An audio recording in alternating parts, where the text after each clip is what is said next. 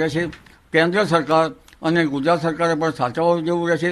સરકારને અમે સલાહ ન આપી શકીએ, પરંતુ વેદનીય જ્યોતિષમાં ગ્રહોના આધારે જે બાબતો છે એનું જ અમે વિહંગાવલોકન માત્ર કરીએ છીએ.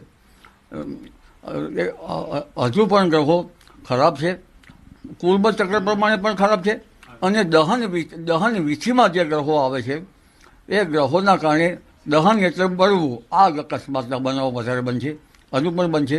ક્યારેક જંગલોમાં દવ પણ લાગી શકે છે, અને આ ગ્રહોના કારણે શોક જેવી ઘટનાઓ, આ ઉપરાંત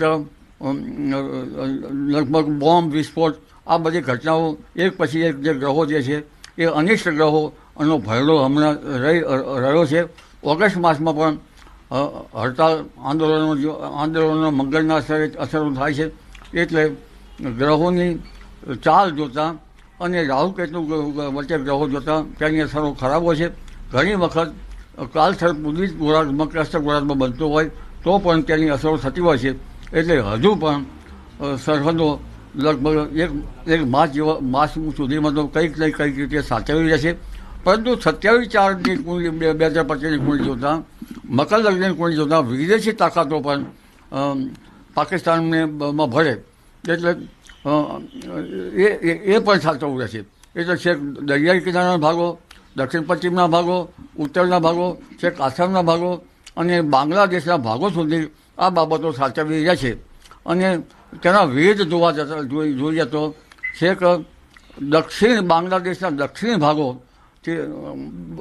ભાગોથી પણ છેક સાચવવા રહેશે.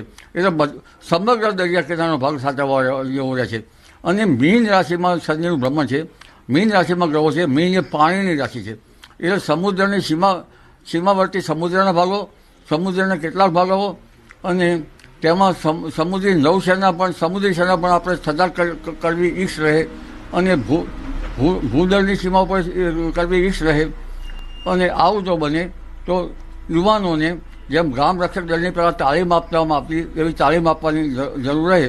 પણ યુદ્ધ જે છે એ કલ્યાણ તો કરતું નથી, અને લગભગ શાંતિ સપાય અને શાંતિના માર્ગે જવાય તો ઈચ્છ રહેશે. પરંતુ ગ્રહો પોકારીને કહી રહ્યા છે કે આવનાર સમય અનિષ્ટ છે. હવે બીજા